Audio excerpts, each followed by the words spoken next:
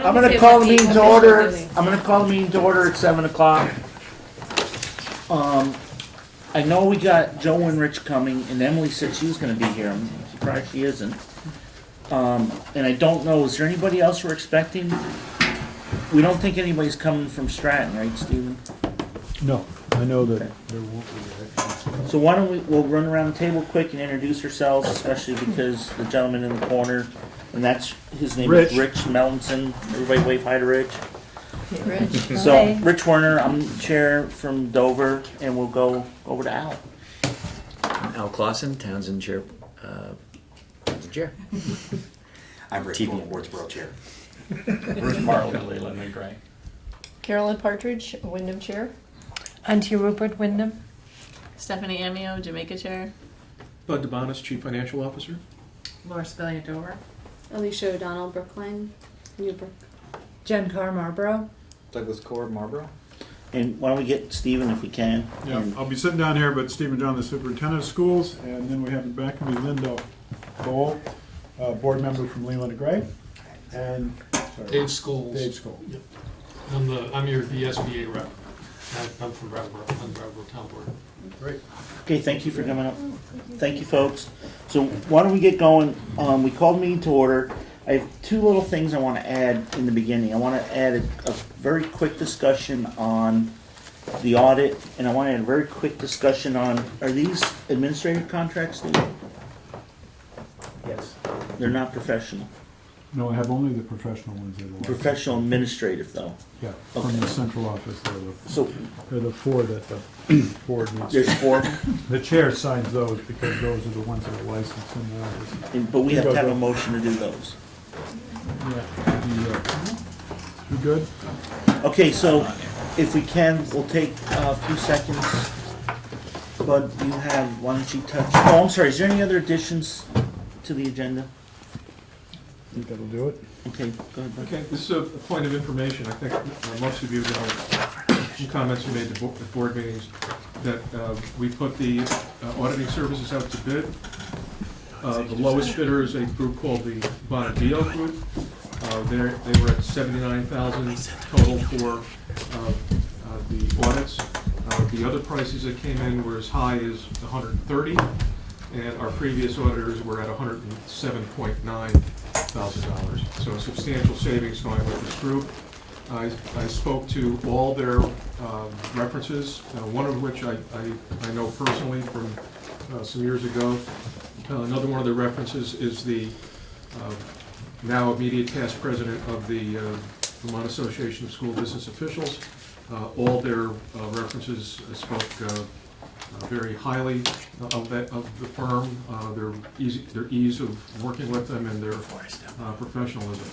So unless there's an objection from members of the boards, my intention to contact them and start scheduling the necessary meetings to perform the audits. Okay, and I don't believe we've ever approved that in the past, but Bud just wanted to bring it to our attention because it is a change, and a lot of the schools do utilize whoever Wyndham Central utilizes. So is there any discussion on that? Does anybody feel really like that should be brought up again or be a discussion that's warned, or is everybody okay?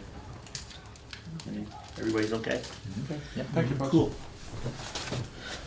Okay, we have, if we could get a motion to approve contracts for the Director of Special Education, Abby Dillon, contract for speech and language pathologist, Erica Arguello Connor. Arguello Connor. School psychologist, Thomas Doughton. Technology, Director of Technology, Matthew Martin.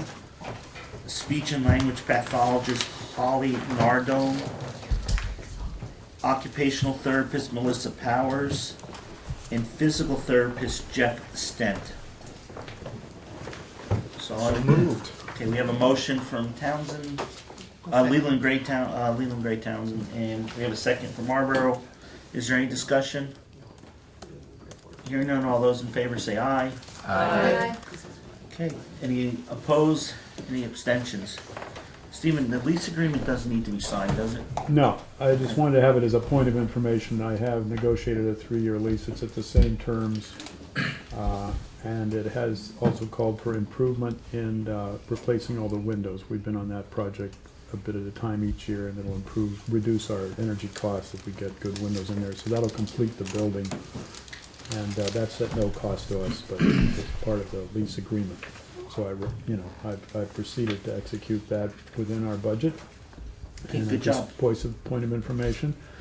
I don't think we can find a better location in the short term, so that's what we, I've decided to do.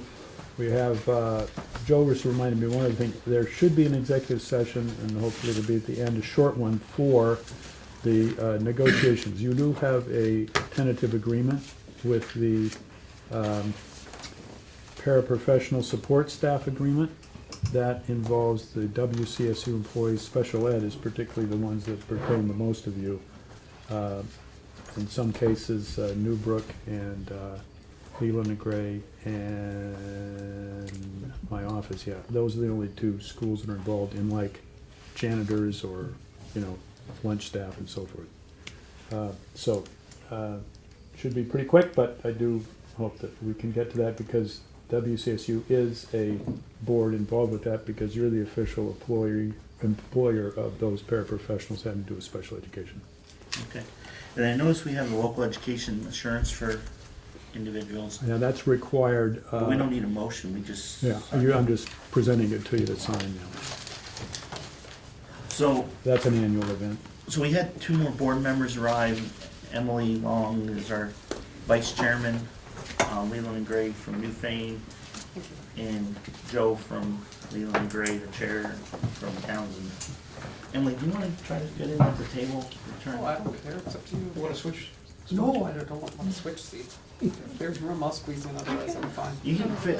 Put you right Yeah. on the porch there. I'd like to have you up here, Let's just sit on so it. all the board members.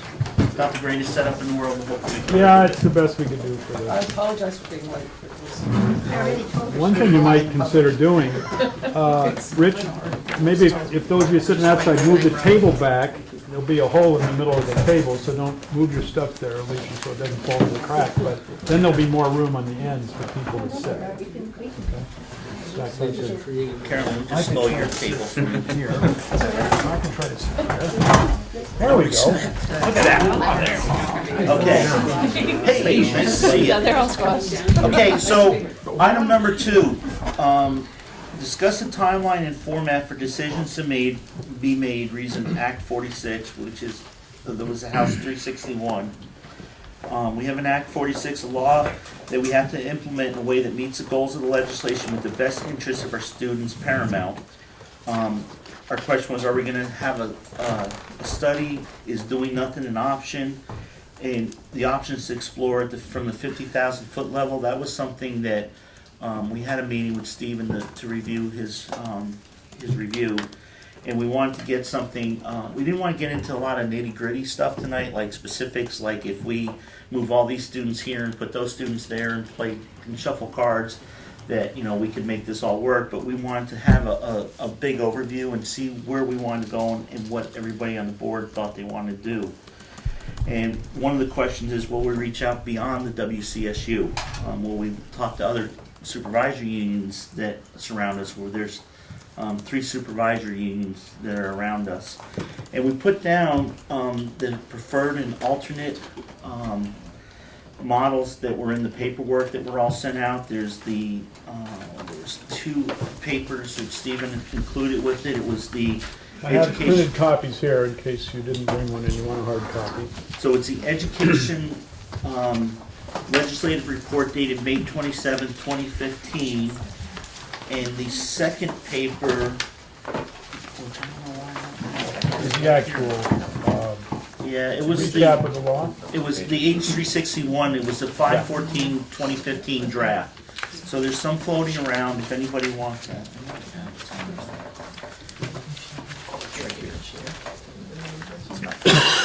Yeah. Yeah. Now, if you got the stapled piece together on the legislative review, we only copied the part that pertains to this law. I didn't Do the whole staple- review. I didn't do the whole review. Okay, and basically, what we thought was important to put in there is, you know, some boards are waiting to see what happens. There's a lot of people doing reviews. The Secretary of Education's got, had some different things she put out. One of them said, don't rush into this, but I really feel like there's some pretty important deadlines, and some of them aren't all that far away. And it could be a fairly, you know, I relied a little bit on Emily, and I'm not sure who else was here that was part of that red study, but that took quite a while to complete that, Joe. And so, you know, there was quite a bit of time spent on that, and this could be even a bigger study.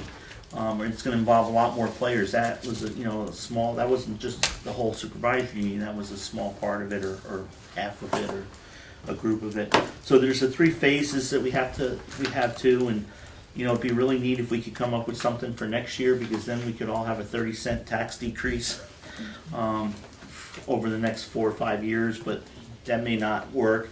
But there's the 3 phases that we put in there just to remind everybody about, and I thought we would do like we did at the last meeting. You know, we'll give everybody a chance to speak. We'll ask that, you know, until everybody gets at least one chance, we don't go back to a person. And the other part, we kind of mentioned, and I know Stephen, I don't know if he met with every board between our annual meeting and this meeting, but I know he's trying to have discussions with all the different boards. I know I missed Jamaica last night, and it's a letter of apology, but, yeah, so, most boards have had an opportunity to discuss the prospects at least, but nobody's gotten into it very deeply. Okay. I will. Did Jamaica have a chance to talk about it then without Stephen, or? A little bit, not really. We're having a meeting next month that's gonna involve Emily and Oliver coming, and Marlo's gonna come. Townsend, right? Yeah, I'm sorry, I meant we, the collective we. Townsend and Jamaica are having a joint meeting, and Emily and Oliver are gonna come, and so we were gonna really delve into it at that point. But Okay. I do feel like I haven't had quite as much preparation for this meeting as maybe some of the other folks. Okay, so that's it. Discuss a timeline and format for decisions in regards to this. So I'll open it up to anybody that's got any thoughts or ideas or would like to start. Could I start with a question? Sure. My question had to do with the tax incentives, and if you choose the, so there's the 2 options of the district, unified district versus the supervisory union. If you move to that at the, you know, at the same pace, are the tax incentives different or the same? Haven't been able to clarify that when I read these summaries, or. I don't know what you mean by if you move in a different, I'm sorry. There are differences, like if an SU or an SD qualifies to move through more rapidly in the 1 year with the accelerated incentives, you would have to have a vote of the electorate by a year from now, July 1st. And so my that's question the is more 10-8. to that, so the, 10.8642. and those are only if you go to the supervisory district model, not the supervisory union model? That's if you go to the preferred one. Which is a supervisory district, correct? Unified, essentially, it's a unified. So if you look on the paper, this is H361, and under highlights, the preferred structure, Yeah. that's the one that qualifies, isn't it? Yes. I want the alternative, yeah. Because there's enhanced incentives below that talk about merger support grants. And it seems to me, at least from my reading of it, that only applied to if we were to reform as a district and not an SU. That's- And that's An the SU main question. forming into an That's correct. SD That's right. is per the preferred model.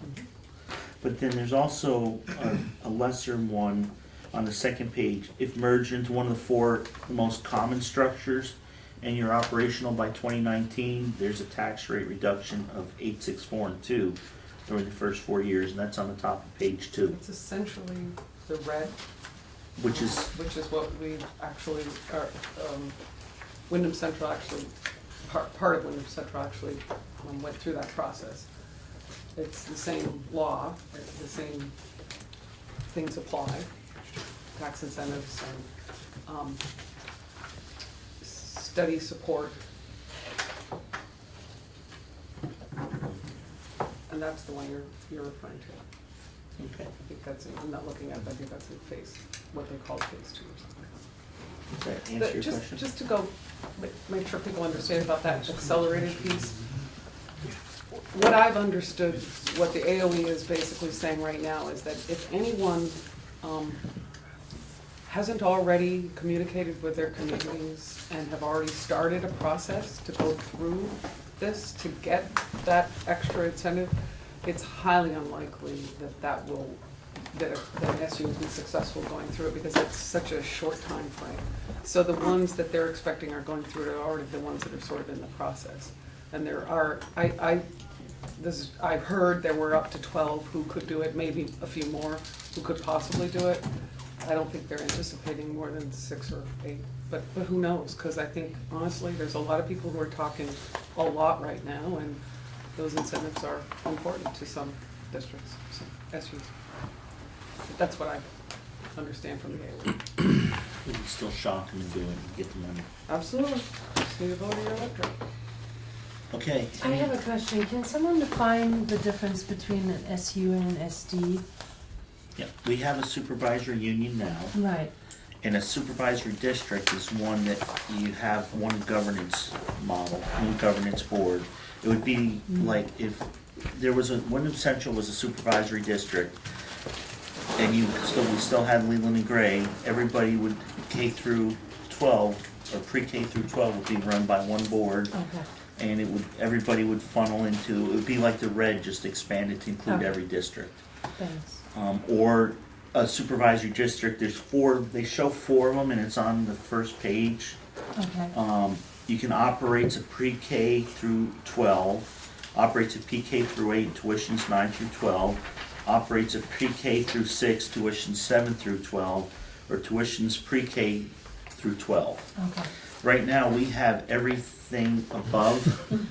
We're all the above. We have, I think, one that does the, we have 4, well, no, we don't really have a one don't group have that a operates a pre-K through Pre-K 12, do we we? don't have that. We have pre-K 12. But you don't consider the Leland and Gray towns aren't really tuitioning towns, they're member towns, They so. are. So there's another model that. That's one that isn't in there. listed, but. Yeah, they forgot us, see? Yeah. Well, it's not preferred. That's true. So, can I ask? Yeah. To be a supervisory district, then we would have to choose one of these 4, we couldn't have a mixture of any of these, just to clarify, is that right? That's correct. Correct. Because all children need to have the same access to the same education. In that, within whatever district you set up. So, you know, some schools, you guys could kick, I mean, the group could kick Dover and Wardsboro and Marlboro out, and then you pretty much are almost that, you're darn close to that, or that's what the Red study was looking at. But too small. But yeah, then you don't have the number of students, then you have to import a few students. But I mean, I think what this allows is this would say that you could go have a vote, and if everybody was gonna wanted to do tuition everybody or any one of those 4, but every town would have to vote for it. And I don't know, Emily would maybe know, and those of you on the Red Committee, I don't know how that affects the Leland and Gray Union District either, if that changes, because you have to vote to allow people in to it Just or out of to it. clarify, it's my understanding, and I'm, you know, there's a lot of things in this that came in from the Senate that such as the preferred structure. And I don't wanna say I know all the details around them, but from what I understand, the Act 153, when we talked, you mentioned about we don't have enough numbers. Well, Act 153, and Carolyn, you can help me more with this because you were there then, 1250 was the number under Act 153, or 4, a minimum of 4 school districts. So if you had less than 4 school districts, then you needed 1250 students. So I think that still applies. That's still actually in place today. Act 153 is still in place. I took that bump back sort of a year because now and Oliver might be able to help me with this too, but it was supposed to be operational by 2017, and now it's voted by 2017, I believe. Yes, there was a change they saw. So, and then it's sunset. So, That part's sunset. yeah, And I'm not sure Act 153 is still in play, because I've seen some Act communications 153 hasn't from the gone away. secretary to Reedsboro Mhm. saying, you know, that was the law, but now we have a new law that kind of supersedes this, and so I think that's maybe an issue that we need clarification I on. think we need clarification on it, but from what I understand, it's just phasing out. So our question is 153. Act 153 phased out? Will be phasing out. It was going to anyway. I mean, it was sunsetting in 2017 anyway. Can you? The Well- change was July. Because you have to be careful because there are different elements to 153. There So are. I think if you're speaking about the red component, That's what we were talking. yeah, okay, the red component is superseded by what was just passed. But I think there may be a transition provision in there if somebody voted. So I think, for example, there was a district up in Chittenden County that created a red, so their incentives are preserved because they have, I think it's a 3, 4, 5 year runway on their incentives. So those are protected. The small schools criteria that was in Act 153, those are also going away. That was my understanding from Secretary So if you're determined to be geographically isolated in there or other pieces, in theory, my understanding is that that is going away and has been superseded by the law here, so that now it'll be the State Board of Education that will be making those determinations. Right. It's the And timing. Oliver, do you mind just, I don't know if everybody knows Oliver Olson in the back, but Oliver's the legislator, covers Londonderry, Jamaica. Stratton, Weston, and Woodhull. I feel very fortunate we have 4 legislators here to help us along tonight too. Thank you. It's a pretty unique district. Well, he's representing all these schools. Yeah, there's Well, nobody I guess else, is you. there? Is there any other representative in the middle? Rich, if I may, on the second page of your legislative review, actually page 3, the bottom of the page, it says phase 2, and it does speak specifically to that, the question, whether you believe this or not is another element, but that paragraph down at the bottom there.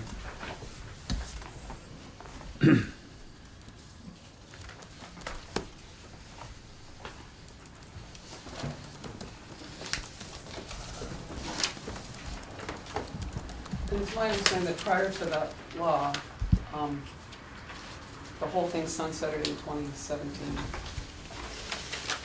The Act 153? Right, but now it needs a positive vote. That got changed. Yeah, the vote And is it now needs to be operational by 17. 2019. Yeah.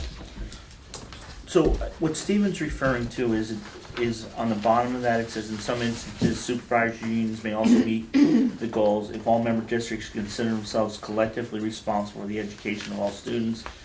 SU maximizes efficiency by sharing resources among member districts, and we have the smallest number of school districts practical, and it serves 1,100 or more students. We don't have 1,100, do we, or do we? We barely make 1,100 counting our ADM if we're all included. We do have 886 presently enrolled in the building, but when we count choice, ADM, in terms of tuition we're paying out to other districts, Marlboro, Dover, Wordsworth to some extent, Stratton, we end up with 1,100. And the other thing to consider, of course, when you mentioned the issue about the other SU, Wyndham Southwest, just so you know what numbers are there, they're around 600, 650. And so they're pretty much in kind of even a more challenging situation regarding what they want to do in terms of the minimum numbers. Which may mean they're eager to do something if you want to do something collaboratively. Okay. Any other thoughts, comments, questions? One of the questions I have is that, are we aware of any other, I know we've got somebody from Brattleboro here, and I know Laura represents part of the Twin Valley, the Wyndham Southwest. Are there conversations going on like ours in those SUs, and are they reaching out to us? Stephen, have you spoken to superintendents and others? I can bring you up to speed a little bit. I did this at board meetings when I had an opportunity.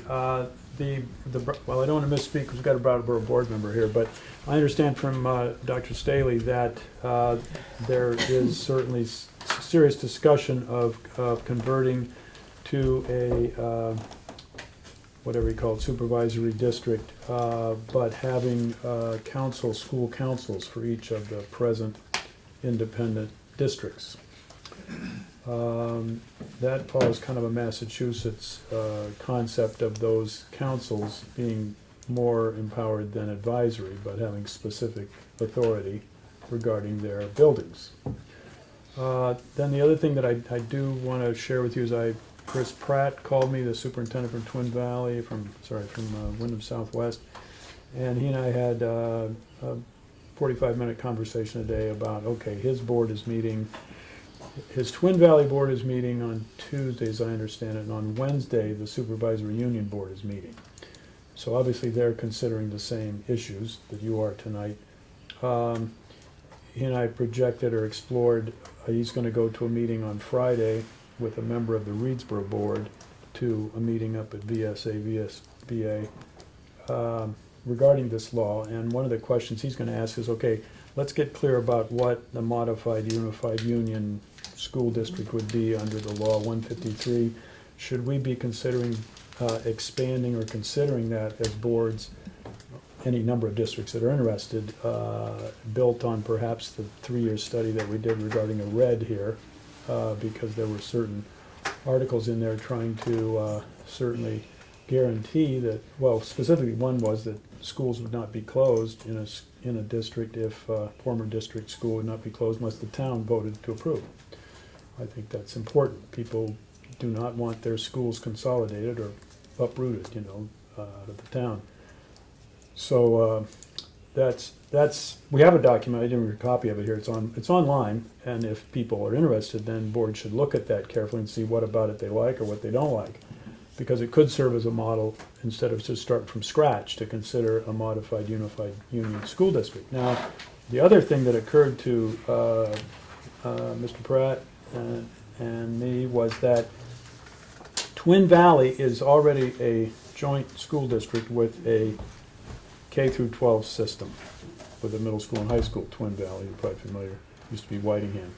So if that district got that joint contract district joined with Leland and Gray Unified School District, and the elementary schools joined, you would have 1,100, you'd have enough students to make things work under the new law, under the preferred method, because you could set up a K-12, pre-K-12, for all those 7 towns, and in fact, if you wanted to write it in the articles, have a choice between the schools, Twin Valley and Leland Gray, and choice at the elementary level. There's lots of, I'm just pointing out, there's lots of possibilities here, and people should not hesitate to throw out their possibilities and think imaginatively.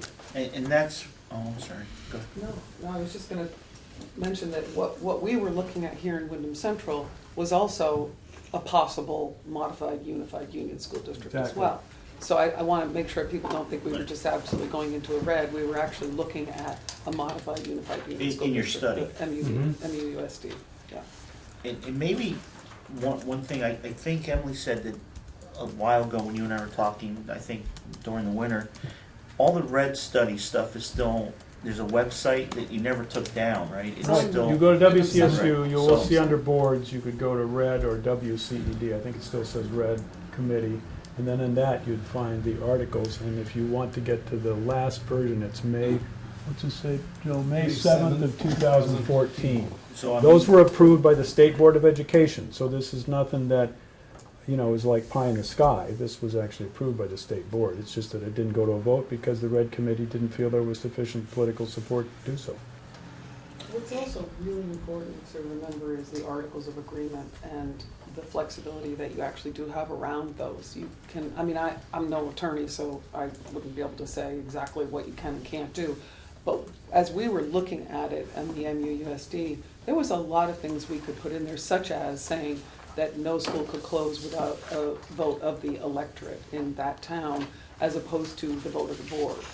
Or Because the we rest of the considered, towns. right, we considered doing it both ways, but we put it in the Articles of Agreement that we wanted to make sure the school couldn't close. And this was not for the 4 years, but it was forever.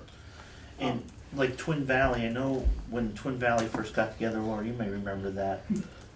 There was concern in Whitingham versus Wilmington that Wilmington hadn't really done a lot of work on their building for quite a while, and Whitingham had spent a considerable amount of money keeping their building up, and they were concerned about, they didn't want to get into this joint district and then everybody in Whitingham being responsible to fix Wilmington's building. So there was some kind of agreement. Credit. Yes, Whitingham got a credit, they had somebody assess the building, so, you can be, I think where I was going, or where I was thinking it was good, what Stephen and Emily were saying is, there can be all sorts of creative things we can do. Wyndham Central, I think, has been, again, really leading the pack, because, in fact, David doesn't mind me picking on him, I just had a meeting with him the other day, and we were talking about how we do our budget, where we share, like, the librarians in some schools, and the instrumental music, and he was telling us one of the things that they were having an issue with looking at their union district was how did you do that? And I'm like, well, we've been doing that for years. So there are some things that were, the agency fee things. If we aren't putting you on the spot, you want to talk? Can you talk a little bit? Do people want to hear from Dave about what they're looking at down there? Sure. Well, Steve pretty much summed up pretty well. The only actual step that we took, because our concern is each of the local school districts, as with you, is a little town. And there are things that we want to keep in those schools, and there are things we don't want to lose. And so the idea of advisory committee and what kind of control or power they would get came up. But no, we haven't taken any steps. The only step we took was to ask Frank to run the numbers and come back and show us what it would actually mean on our tax rates going forward. And as much as he can speculate, and when you get out a couple of years, it's all kind of made up anyway, but just with whatever you can expect, reasonably expect what it would mean going forward. So the first thing was to look at the money. One of the questions, Dave, that we have in our thing was, do we look beyond just Wyndham Central? Do we look to other supervisory unions? Do you think, and I know you can't speak for the whole board, but would that be something that you think your group would be interested in having a meeting? These days, I think pretty much anything, it's all up in the air. Anything is possible, or anything is measurable. The only thing you have to keep in mind is that whatever you do come up with, the state board has to, the secretary has to recommend to the state board, and the state board has to approve it. So it's, you can come up with a lot of ideas, but they may not get through. And the other thing to remember is that the secretary can recommend to the state board that you can be assigned a district. So, for example, if you said, well, we're all going to get together, but we're not going to do Vernon. Vernon doesn't want to join it. That could still be superseded by a decision at the state level where Vernon could be. I'm just picking on Vernon. I could have said anything or anybody, but it's the same idea. Well, and they're the only one that has choice. They're the ones with choice. Right. And I guess, one of the important things is, or one of the things is, I would love to be able to say, we're going to leave everything alone and nothing's ever going to change, but that's kind of living in a dream. And so I think, one of the things that has been discussed is, it's good to have some discussions and start talking early, because it can get really wide open there. And that's kind of why we want to have this, because the second part of this is, where do we go from here? So we're going to have to think about that and how do we want to move forward. And so we're going. Stephen, you mentioned that Chris Pratt and Reedsboro are going to a meeting. A representative from the board is going to go to a meeting on Friday. Okay. Yeah, they're in, yeah. And, what's that about? Well, the VSA-VSBA is trying to provide an opportunity, a forum for people to come and ask questions about the law and get some advice now. Also the AOE, and I think. Oh, AOE's involved with that too. Well, anyway, by the time I responded, it was booked up, but that's partially my own fault, because I didn't feel that we were in a mode where I needed to know more than what I was already getting. But I'm sorry to say that I'm not involved in that. But Chris is going to report back to me. He's certainly going to report for his board. That's a public meeting next week, both of those meetings, so anybody here certainly could attend to see how things are going over there.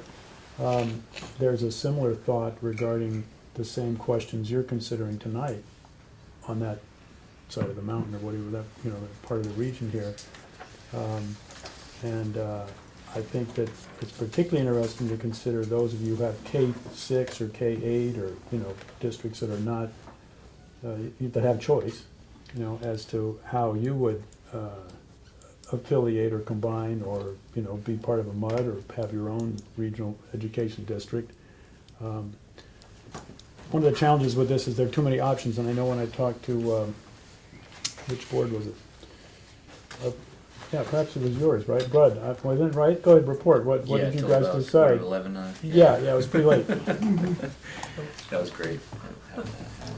Well, at one point, one of the members of the board, Rudd Sanderson, was public meeting, he said, well, you know, I guess we just got to start, you know, looking at the list and crossing off things we don't need to talk about or we're not Yeah, willing to sort of do. eliminate And it. that's one way to look at it, to help clarify your thinking. Because if there are places at this point you're not willing to even consider or go, then obviously your loyal administration here wants to answer questions and do whatever we can to move things along for you, but clarify. But we certainly don't want to be exploring things that are just politically the third rail, you know, that you just can't see going there. If Brattleboro's going, are you guys going up to one of those meetings this week? I'm not aware. I don't know. Yeah, I would think though, you know, I would argue a little, Steve, if you want, I don't mind arguing. Cause Oh, no, I don't mind arguing with you, go ahead. But, I mean, I think if they're making that, if they're opening that up to people, that we should, you know, they should extend it out so that everybody has a chance who wants, and I don't think it would hurt, especially after tonight's meeting, if we have some questions, I think it would be good if we could, and, you know, if they couldn't fit them all in this week, they really need Yeah. to make it open or do another round of I them. can follow up. Well, they're limited. Yeah. There are limited seats. That is the situation. But I certainly, you know, I have somebody going tomorrow. I mean, a colleague who can ask the question. So any question we come up with here, please direct them to me. I can get to them tonight, tomorrow night. From what I understand, there are like over 30 SUs that took advantage of the opportunity, and there are more who want to do it. I checked in on it today, this afternoon. Rich and I talked, and he asked me to look into it a little bit. I really didn't have time to get into it very deep, but they're all booked for this week, but there were so many people who wanted to be involved with this conversation that there's a possibility that they'll do some in July, early July. Okay. They don't know for sure, but, you know, they'll keep us in mind. Slick. So, anything else you want to report from your meeting? Because it sounds like Still you had a little good blurry. one. Yeah, no, it was great. I mean, we had a lot of back and forth and, you know, discussing where do we go. We talked about governance structure, you know, is that really where we're gonna see the most savings, where we can apply that to, you know, the education and, you know, you want the most bang for your buck, and I'm just not convinced that governance structure is where it's at, and even though this bill says that we don't want you to, you know, we're not trying to close any schools or anything like that, but really I think that's where your big savings are. And just curious from the Brattleboro board, when Frank is looking at the numbers, is he looking at a variety of scenarios, including closing schools, or is he looking at No, strictly he's just looking governance at what we structure? have now, what would happen with the tax rates. Okay. That's the It's only for thing. incentives. Can I make a comment? Again, just as this bill developed from the very beginning through the House Ed Committee, the focus honestly there was more focus on educational opportunities and the fact that students weren't all receiving the same education in the state of Vermont. And while I recognize the great need, I mean, Oliver played quite a large role in the conversation around cost containment, but the cost containment piece really was a secondary, I think, to the real focus on the educational opportunities for kids. So I would encourage all of us to make sure that we keep that focus, just like our committee tried to do when we were developing the bill. We keep that focus on what can we offer kids better than what we're doing today. I just want to follow up and say I absolutely agree with Emily. And I think that was a mistake, actually. I think we needed to look at the property tax, but that's a discussion that we've had before. I think there are opportunities here for increased quality, but I don't think we're gonna see a lot of property tax savings. In fact, I think with the incentives, we're probably gonna see some property tax increases. So, Statewide, right? right, Well, somebody's Well, we'll gonna see. have to pay for the incentives. right, Yeah. we are. But the question is, we'll never really know what the property tax increases will be, because it could be a lot worse without this And I cost think, containment piece built in, so And I they think- have been, And let's if I face read it. the Right. bill correctly, the merger grant is basically just a renaming of the small schools grant. I mean, if the school merges, They get to keep their. they get to keep their small schools grant, but we just call it a different thing.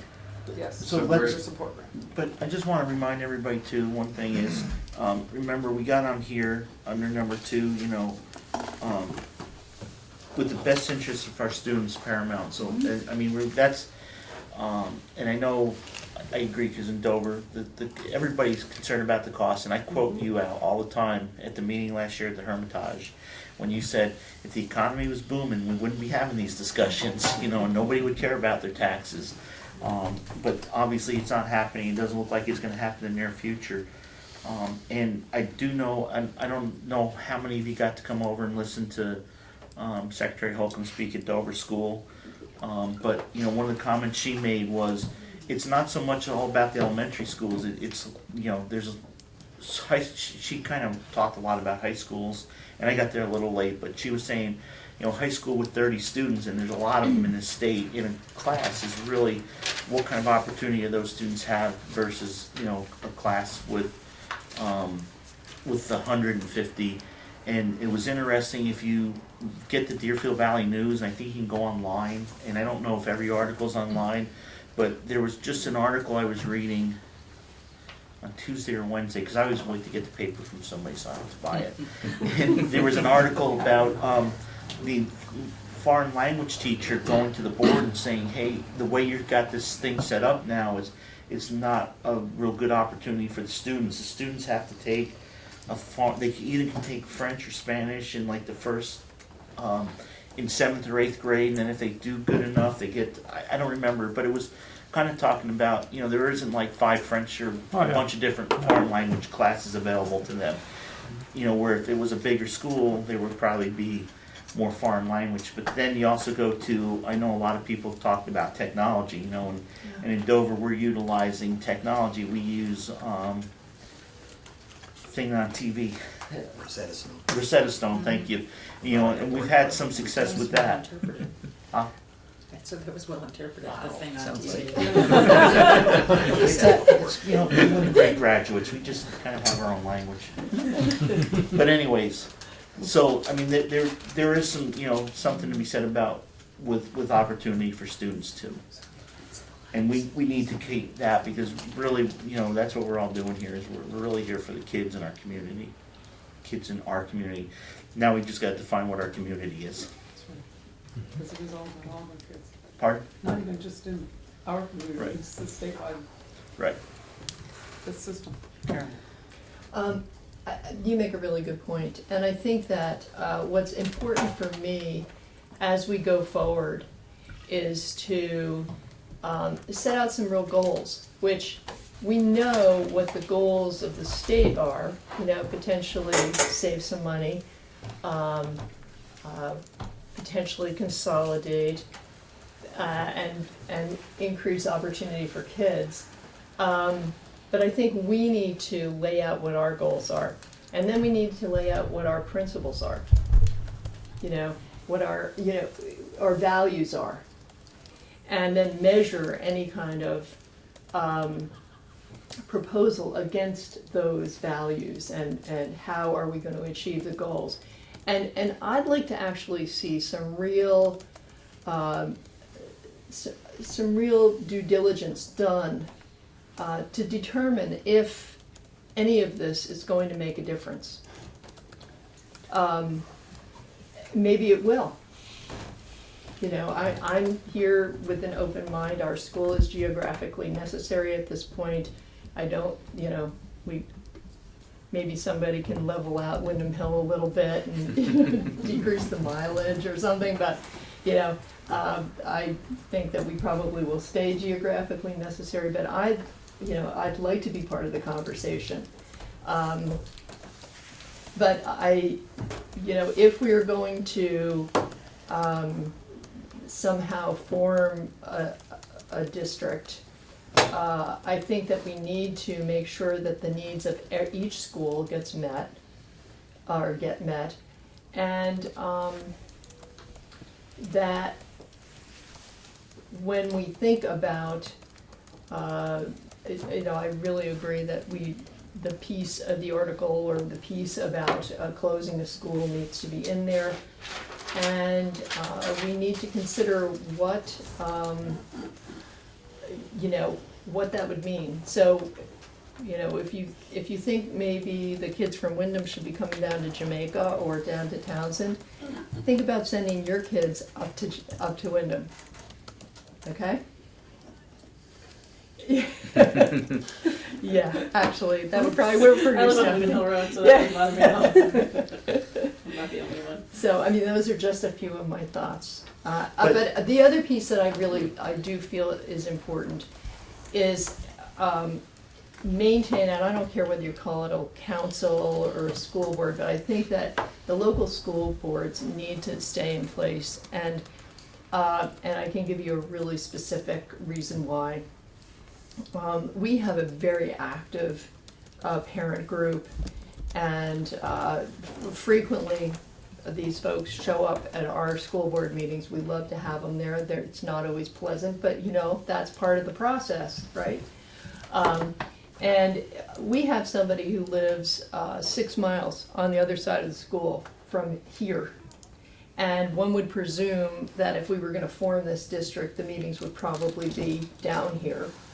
And if that person wanted to participate as a school, as a parent, to come to a school board meeting, to make that trip, which would be about a 40-mile round trip, they're not going to do it. So, maybe I'm getting too much into the weeds here, but I really think that there's a strong value for school boards. And you know what? They really don't cost a whole lot. I think you get a lot of bang for your buck out of the local school boards. I agree. You get a lot of bang for your buck.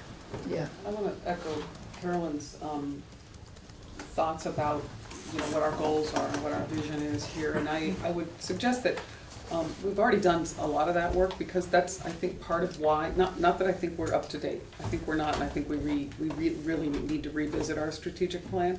But we've spent the last, I would say, Rich, am I right, about 8 years working on focusing forward and having a long-range plan here in Wyndham Central. The last time we revisited it was a year ago, last summer, I think. I don't think we revisited it last summer.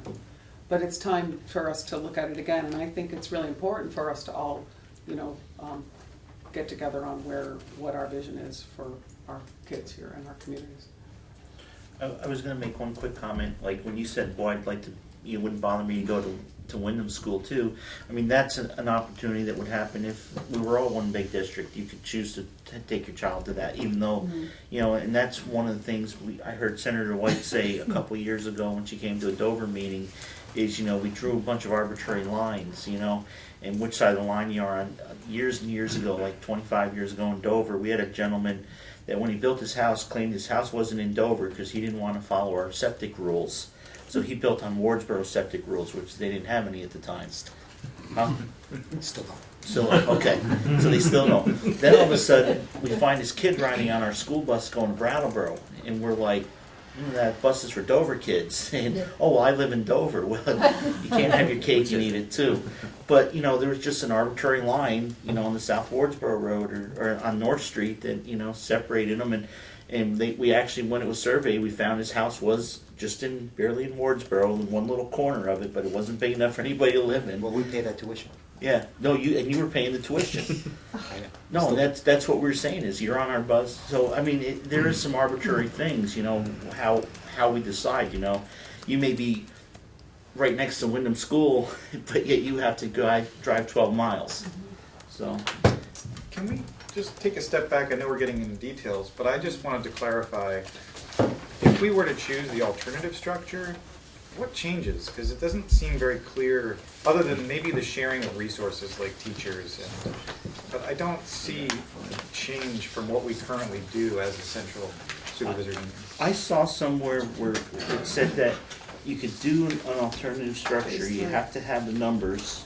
Pardon? I have this summary Page three. that's linked to within this forms printed out. This might be clearer for you, but Right, and I think we were just talking about this, but it's, It's kind of explained in this final legislative yeah, I update. think that's what under he phase has. 3.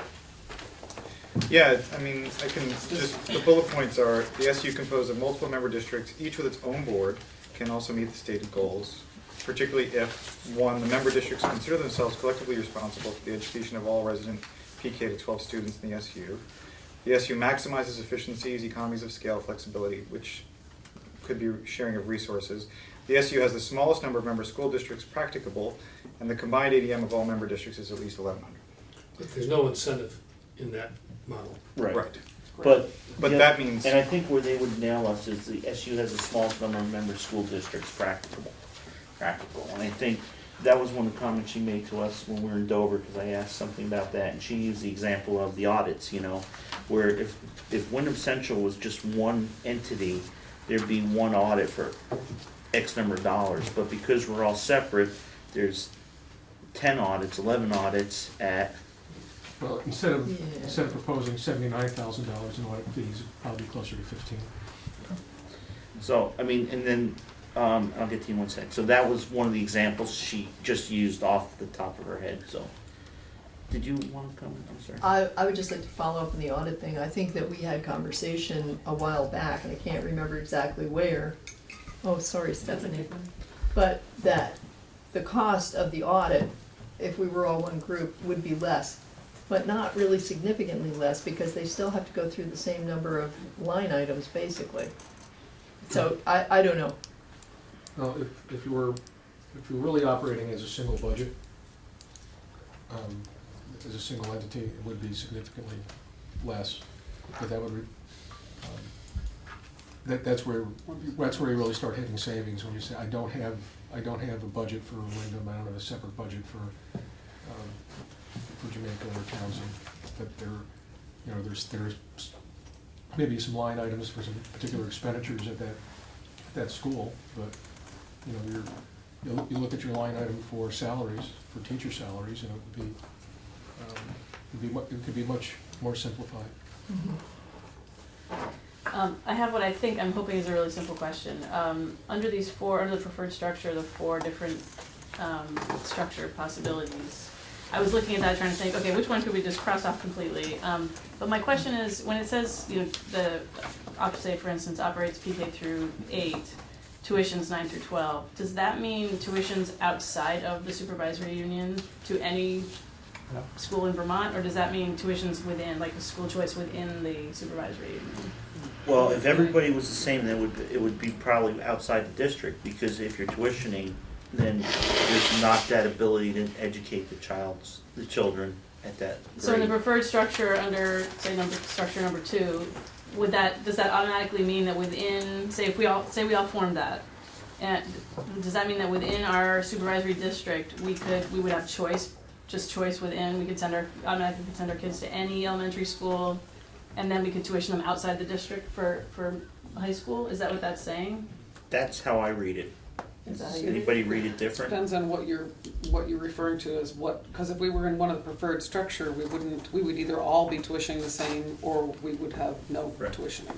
Well, right, that's what I'm trying to get at. I'm trying to figure out if we had to pick one and we were trying, like, what would that actually mean? If we decided, okay, we're all gonna be. Yeah, my reading of it is, 9 if through we 12. picked a PK through 8, tuition 9 through 12, and it was the Wyndham district, Wyndham Supervisory District, that we would have one board overseeing all the schools, pre-K through 8, and then 9 through 12, there wouldn't be a Leland and Gray anymore, so we would tuition. Now, maybe a Leland and Gray would exist, but it could be like a private school, but the district wouldn't have its own high school. Right. Because you wouldn't tuition to your own But the Union High School is still in effect, and it would have to be a vote of all 5 towns in the Union High School to decide to disband the Union High School.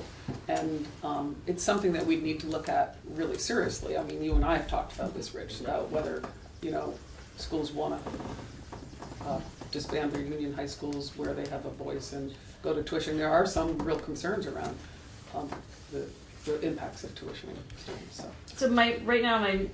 So one question is, does that mean that, say, I live on Wyndham Hill Road, under this structure, I would be able to send my child to Wyndham School? For If we instance, were all is that one, what that means? right, if we were one board that oversaw all the schools, my understanding is yes.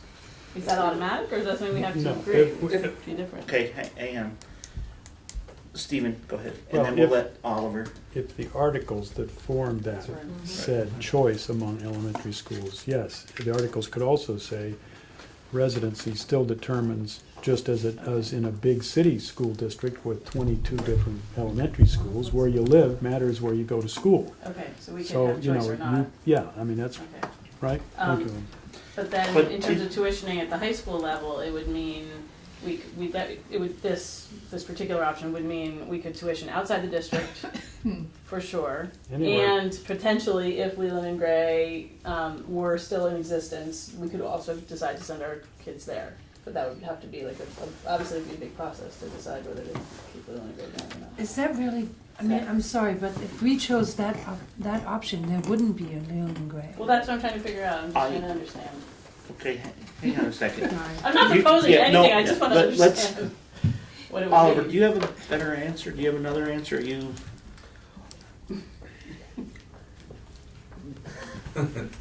Let me hold. I was actually going to make a completely separate point, so I'll let you guys Okay, finish so- this thread. Yeah. I won't put you on the spot. Yeah. Emily and then Laura, or Laura and Emily, I don't care. So I would just, I said this in Dover, actually, I would just encourage people, the big push on all of this has been, it's flexible. It's flexible, it's flexible, it's flexible. So don't look for lines. Don't look for lines. If there aren't lines, don't look for lines. I would say, in theory, we've got a blank canvas that we can create what we want. And I would encourage us to start from that place as opposed to what are they gonna let us do? What's gonna, this and that. I would encourage us to start from no lines. And that's another advantage of starting early is we can, It's an important point because what they're gonna let us do is even secondary to what we actually want to do as school districts here. And like I said, the Union School District that Leland and Gray is a legal entity, a Union School District. That doesn't just go away because it has to be an active vote by the voters in the 5 towns that are members of Leland and Gray, and they all need to agree to dissolve or their Union on School District. on the other hand, if we all wanted to be a PK through 12 and all the schools go to Leland and Gray, that would still have to be a vote of Again, the same 5 thing. too. Would all- right. So, I mean, So it's- what we all right. want is really important. Right, and, okay, can I, Just like can Wyndham I- would have to have a vote to close their school. can I just let, Yeah. he had another point, then I'll get to Yeah. you guys. Go ahead, sir. So first, I just want to echo Laura makes an excellent point that you should treat this as a blank canvas and proceed with the view that you're designing what you think is best for you. And if you discover there's a roadblock, this is again to Rich's point. This is the benefit of being an early adopter. If you discover a roadblock, a barrier, an obstacle, and you go back, fortunately, you have a member who's in a great position. She sits on the education committee up in the House to say, hey, listen, these guys are marching forward. They've got great ideas. They've got great energy. They've hit this one little snag. Can you fix this? And you're in a much better position to have that conversation if you're ahead of the curve. And that would be my counsel to you. But the other point I wanted to make was one of the, and I think it's a really important point, and the audit, I appreciate the audit coming up, because that's just a microcosm of a much bigger issue. In my view, one of the biggest advantages of these larger governance units is you're aggregating the funding mechanism in a larger unit.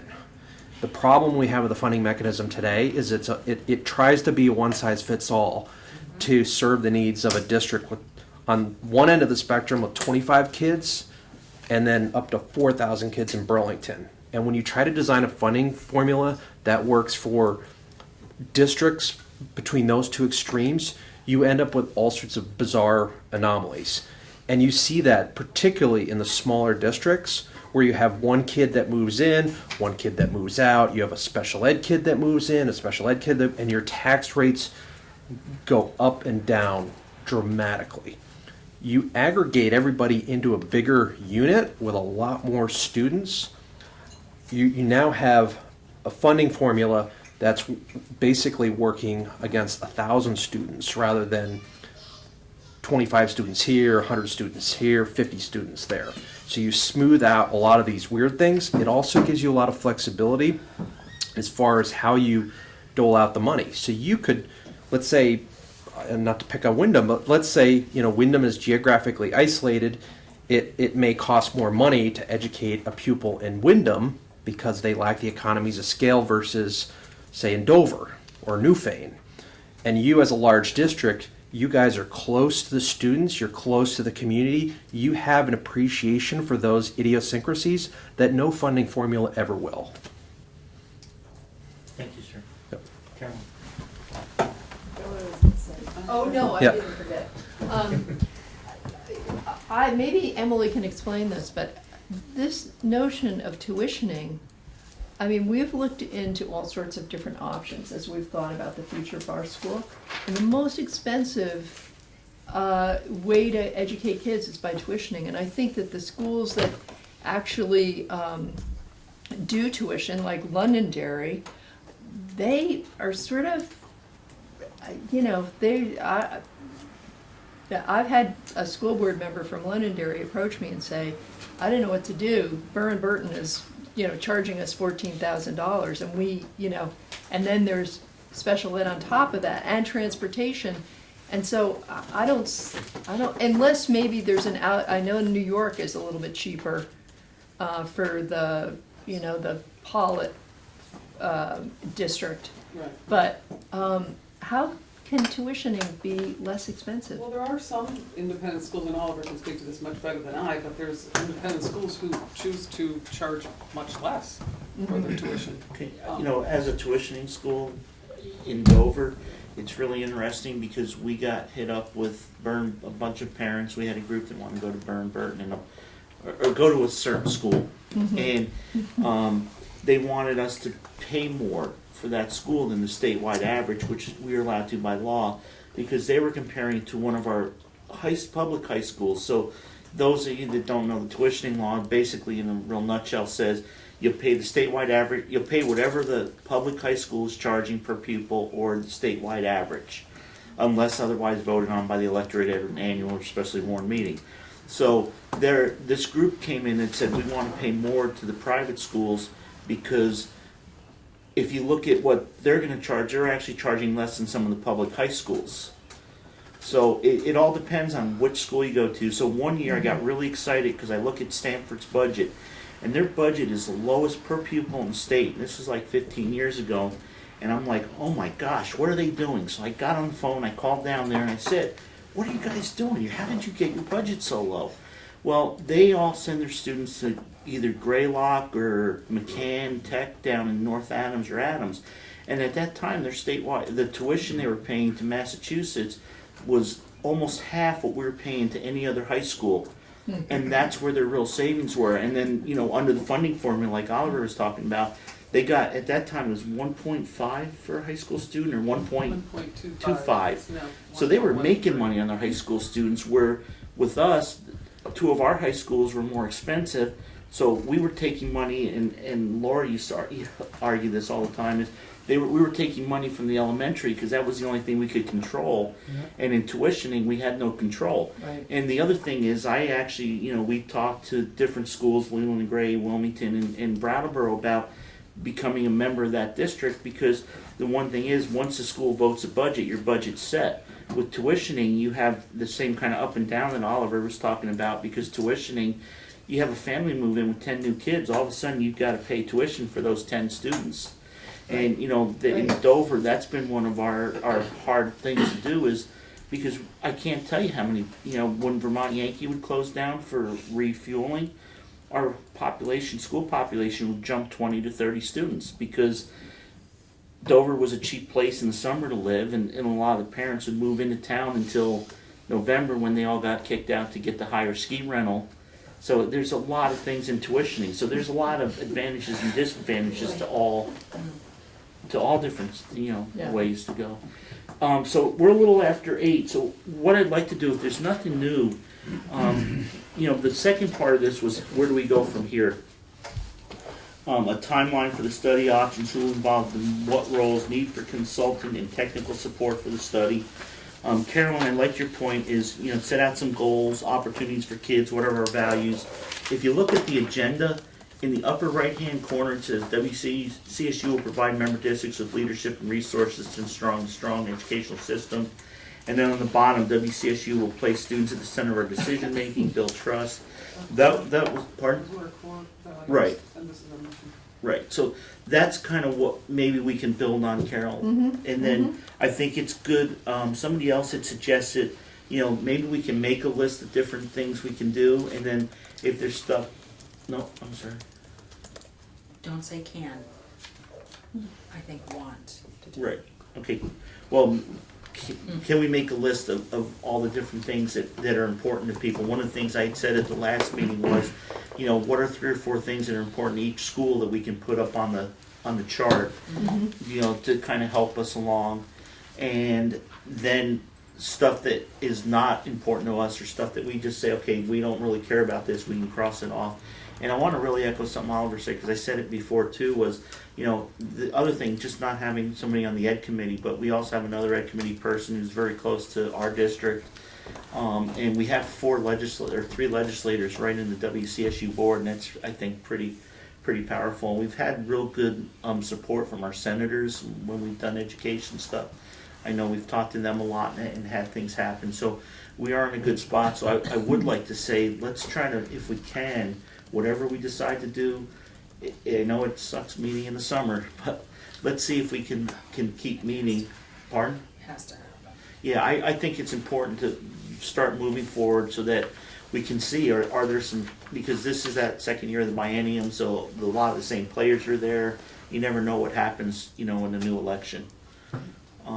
So I'd like to just get people's thoughts in what's important to them on that, and how we move forward. So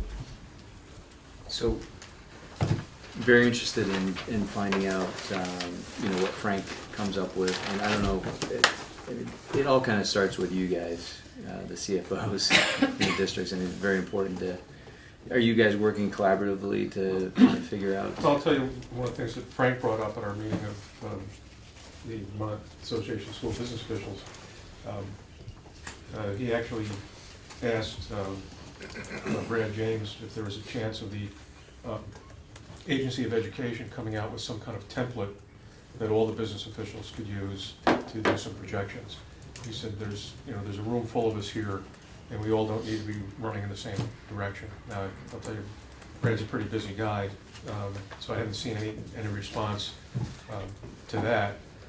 What I would say is, you know, I'll do whatever I can to run projections, but I need some guidance as to which of the various possibilities should I be costing out for you.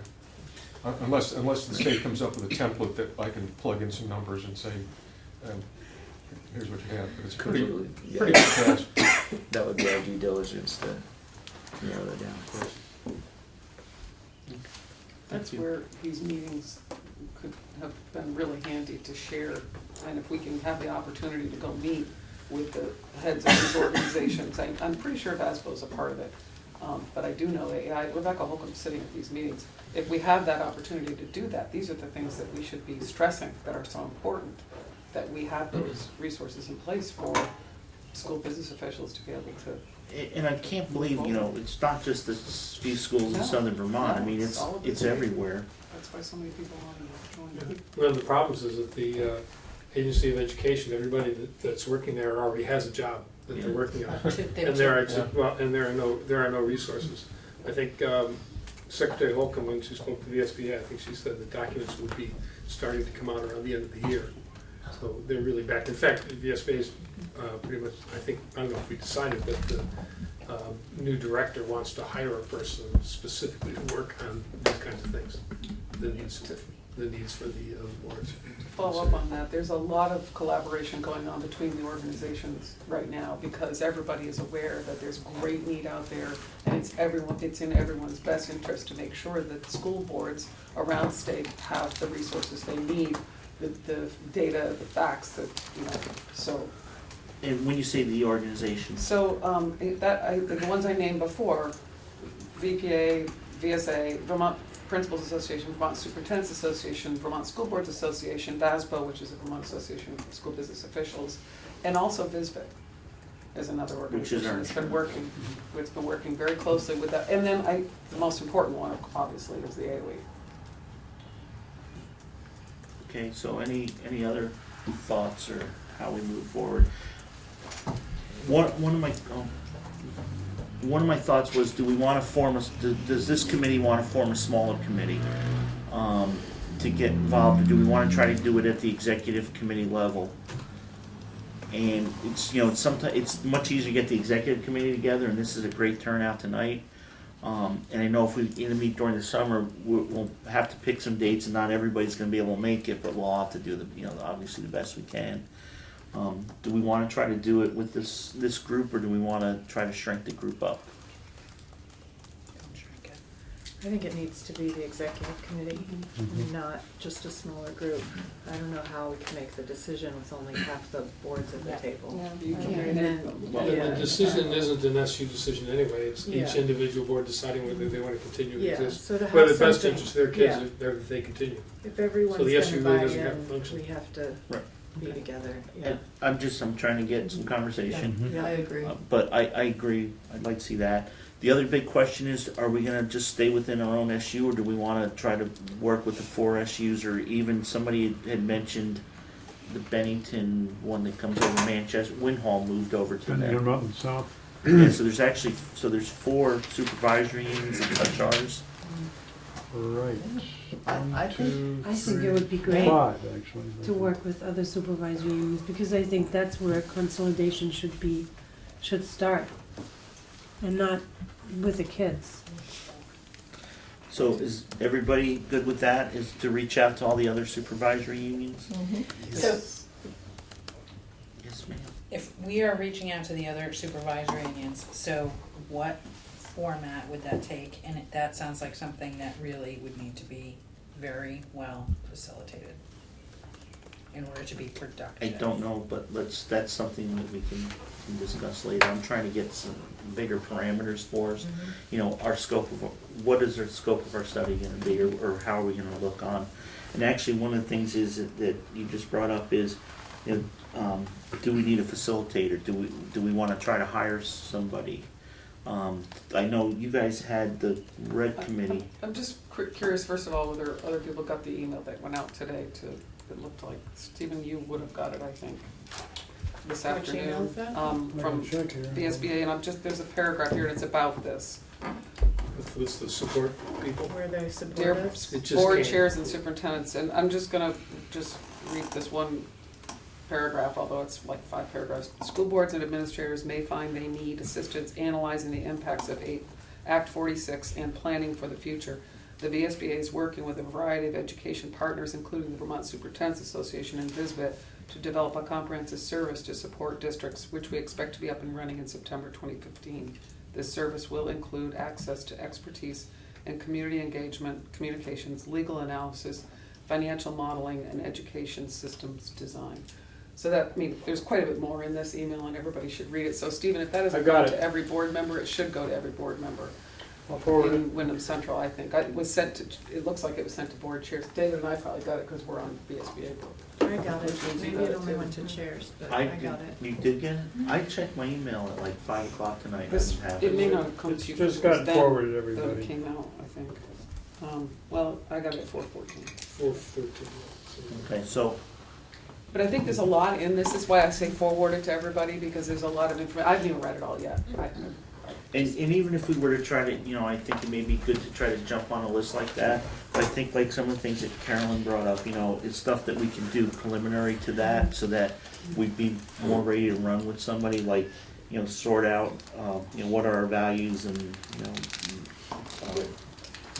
Just one other thing, it says if you want to talk further about these options, we invite you to contact Mike Deweese. I don't know if everybody knows who Mike Deweese is, I know him pretty well, he's a retired superintendent. And he's the coordinator of VSBA governance supports, and you can also get all this detail or Nicole Mays, it says. So, and it gives all the contact information in here, so you should look at it, Rich. and you're forwarding that, right? Yep, you got it. No, yeah. Everybody has it. All So- boards. We're gonna need some- Yeah, we're gonna need support, yeah, We need absolutely, and I think waiting until September, everybody's going to need Yeah, support. it's a matter of getting on the list, I think. I think we could have gone up there this week as well if we had been on the list and, said we were available, but, when 30 people signed up. They only expected to do it one day, they ended up doing it all week, because so many people asked for support. Well, and that's appropriate, and I think It is. extending It is. extending it and making the option available again is also appropriate, and I think that's something we need to make sure happens. For districts that wanna go up and talk to them, we have to make sure that this is huge. And so I think I personally, as a legislator, feel like it is incumbent upon us to make sure we have enough support for people going forward with this. I'm a little concerned about waiting till September. Yeah. So, a couple other things too to think about. I don't know, I think a bunch of you will remember. We actually held some meetings with Wyndham Southwest. We had the Gang of Six, of which Emily, myself, and Ken McFadden represented Wyndham Central. And we started to do some discussions, and then the superintendent quit, ran away, went back to wherever he came from, 'cause he didn't like Vermont that much. And then Stephen had a real good relationship with the new superintendent over there, because he happened to have worked with him before. And I know Stephen met with him, and they came up with some things, and then that kind of, Emily was chair at the time, but that kind of dropped through the cracks, not so much because we didn't want to proceed, but it was really their study, and they're the ones that applied for the grant, and they're the ones that was told by the DOE that they needed to, look into something before they just hired. And I know Emily had a really hard time. I know we would talk occasionally, and she'd say, yeah, I haven't heard from their chair yet. They were struggling at the time. There was There's a no bunch of question they were things going struggling on. with a lot of the time. They had turnover of leadership every single year for 5 years. And it was, I'm talking a new superintendent every year. It was a real challenging time for them. It was very hard for them to commit to meeting with us. We did meet occasionally with them as much as we could. There was a final, we had a consultant that came in and did some see at this for us, so there is a document that came out. But the final letter Stephen, you may have more to share, but really what they decided was, actually they hired our principal from Newbrook and were quite happy and felt a little more stable, and I think they felt that they weren't really ready to jump into this joint situation between us. Part of the reason was because they knew there was a conversation happening at the state level. This was when 883 was being proposed up at the State House, and they were, why would we jump into this when there's stuff going on up there, and let's wait and see. And so it sort of got tabled and things evened out for them over there. What about Brattleboro? Yeah, we talked, Dave said that they would have interest in talking with us, and we just need to. One of the points you just made about uniting at the supervisory level rather than the school board level, there was a lot of proposals along those lines of consolidating functions and services rather than consolidating governance. Might be a more sensible way to go. That didn't get carried, but that may be one of the things that becomes really evident if boards start talking to each other and find out there are all kinds of ways that they can combine and save money. That may wind up being what happens. Anyway, Wasn't one of the proposals last year to I remember you and I were talking about to have supervisory unions be based on technical Yeah. career center. again, it's an interesting Governance idea, and- but until you flesh it out, you don't know what it's gonna mean. How big is the population in Brattleboro, the student population, do you know? Well, with the whole SU, let me think, was I think 1,800? Might be more, I'm not sure. Might be a little more. Yeah, I think it might be a little more. SU including the elementary schools, David, or are you talking about? I'm pretty much just guessing. Brattleboro? There's about 900 in Broward Town, right? What's that? Elementary, there's about 900 No, elementary. seven. 7? And 900 and is a few years 1,100 ago. and 1,100 at the high school? It's under 1,000. Oh, is it? Yeah. My We're numbers are down too. behind. I knew you were. We just have all this poverty, so our per pupil rate stays high because we have all this poverty, but our numbers are down. I do have to, as the legislator who has all only choice districts, I do have to put that down on the table and say, when we're looking at the entire, working with all these SUs, I think that could be an interesting hurdle. And along those lines, you have a couple of, at least 2 non-operatings in yours, and we have one here. And if you look at a map, you'll see there's a strip of non-operating sort of altogether. And if they make a decision as districts to form their own SD or whatever, that will, they won't be a member of ours anymore. So that's always a possibility as well. But their numbers can't be anywhere. Most of no them idea are what their not numbers are. operating is because they're so I mean, small. they're in yours too, some of them are in yours, Windhill's one of them, and, Stratton. Yeah, well, Stratton's ours. Searsburg. Oh, you mean on But the I'm SU, I'm yeah. looking at your district, your But- region. On that point, an important point on the choice districts, there is language that's very, very clear. Section 4, I could almost recite it word for word, that states under any of the governance options contemplated here, towns that have choice today, those non-operating districts can continue That's right. to retain that choice. So even They choose. they consolidate, they're sort of grandfathered in. They will still have that choice. Yeah, and the other thing too, if you really look at this all, we could have a whole bunch of conversations and everybody could have conversations around us and it may be that when we're all said and done, we say, hey, what we got is pretty good and we can't make it any better. And, then we can go ask for a variance or what they don't call it a variance, they call it. That's zoning. Well, Yeah, for a the waiver. small school grants would be waivers. Right, and if we were just to say, hey, we're not gonna do anything, we're just gonna ask for a waiver because we make this and go in, they're probably gonna say no.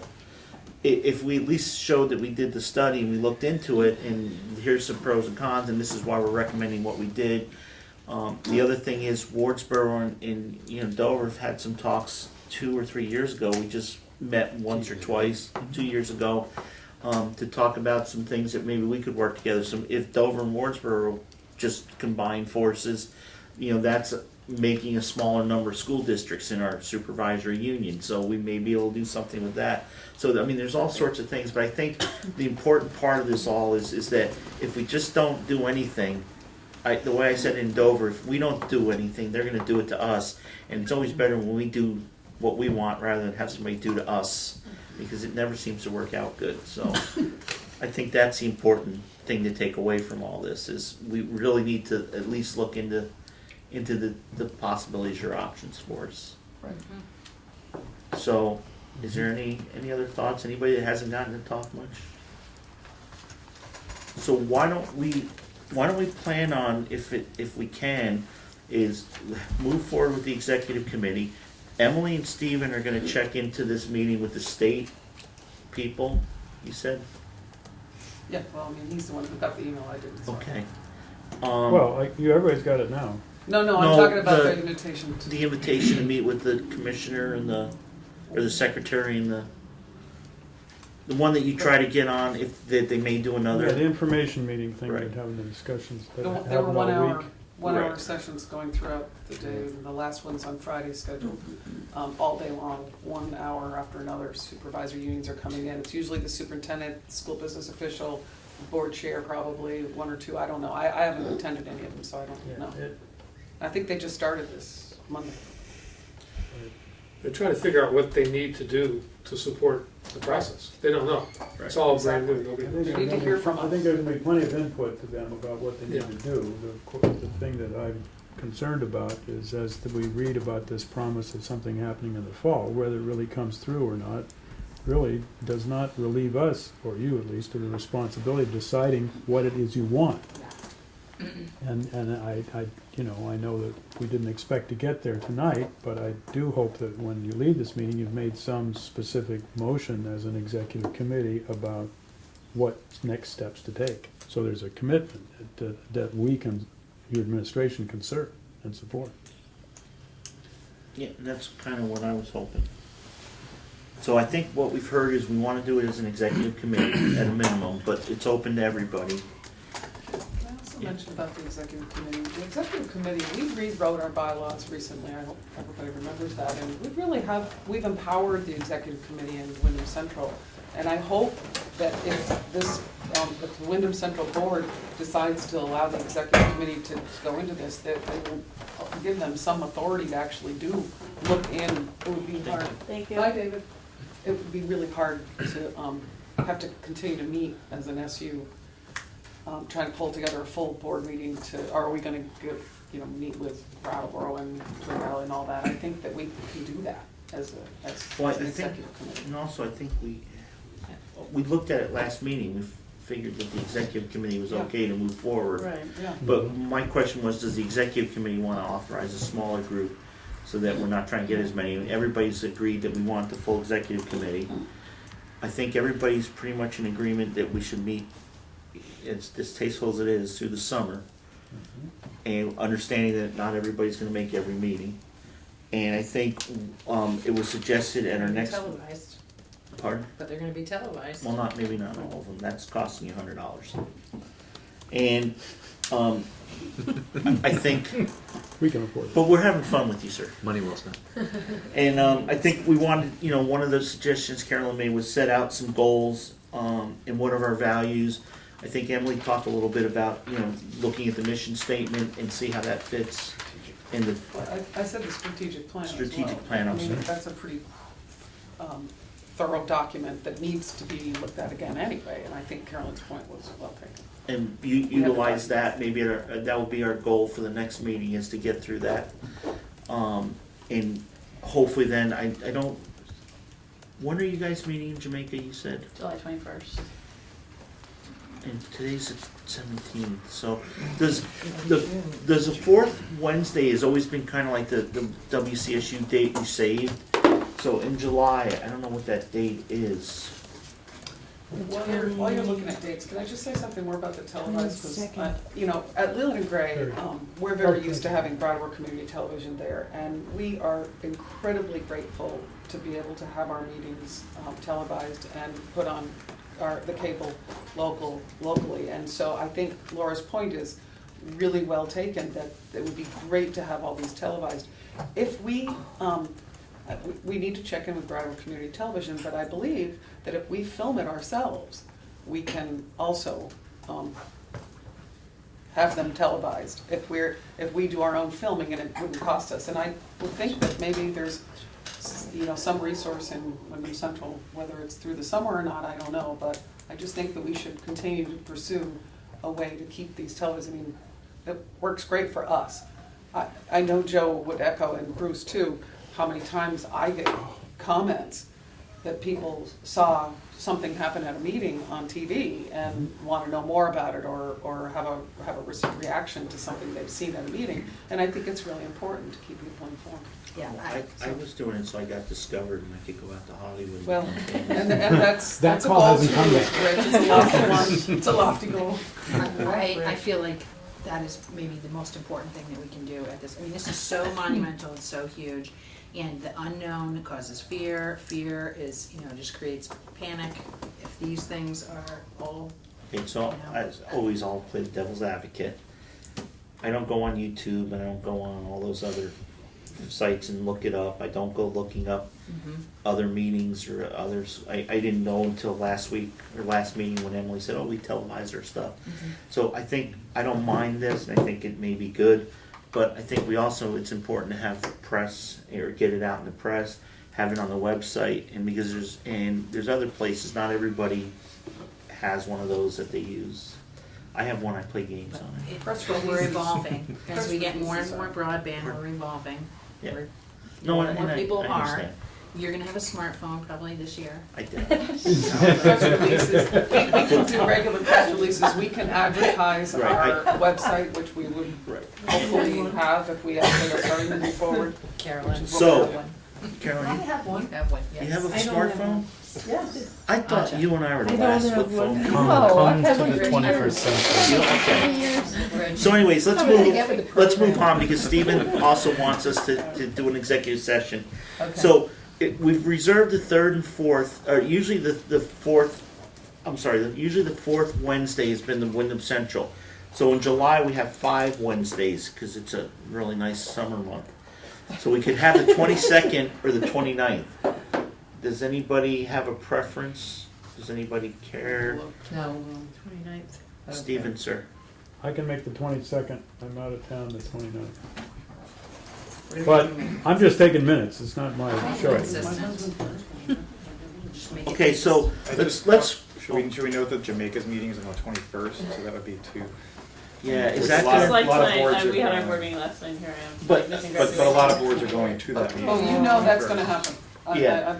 We're not going to pick a perfect night. Like, unfortunately, Newbrook graduates tonight. Yeah, so does Jamaica. Oh, so see, Yeah. you're missing, and I'm Yeah. sorry.